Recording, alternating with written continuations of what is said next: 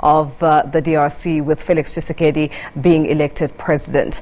Now, one of the things the new president of the DRC, Felix Tshisekedi, might try to do quickly once he takes power is to have his father's body returned from Belgium. Etienne Tshisekedi died there in February 2017, but the body wasn't allowed to be repatriated.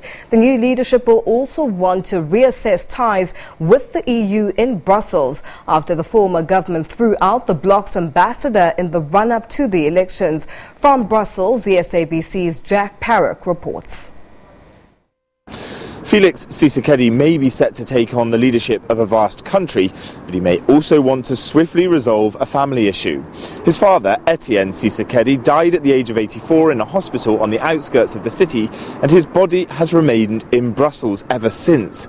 He was also a former leader of the UDPS party that's just been declared the winner of the DRC's presidential poll, and Etienne Tshisekedi challenged former President Joseph Kabila in elections back in 2011.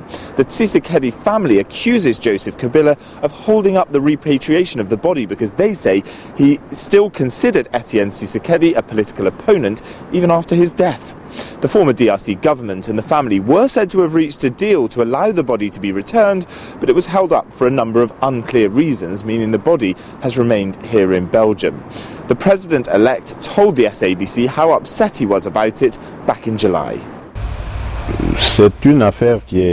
That's a very painful situation for me and for my family. It's torture. It's very painful. But Madame, that shows you the true nature of the regime of Kabila. It's a regime that is very insensitive to people's feelings. Both Belgium and France have, however, raised doubts about the validity of the election result, in line with the claims by the runner-up in the DRC, Martin Fayulu. While having to defend his victory, Felix Tshisekedi will also have to decide how he approaches relations with the European Union. The Kabila government ordered the EU ambassador to leave the country in the run-up to the elections, after Brussels extended sanctions over claims of human rights violations by a number of people in the DRC.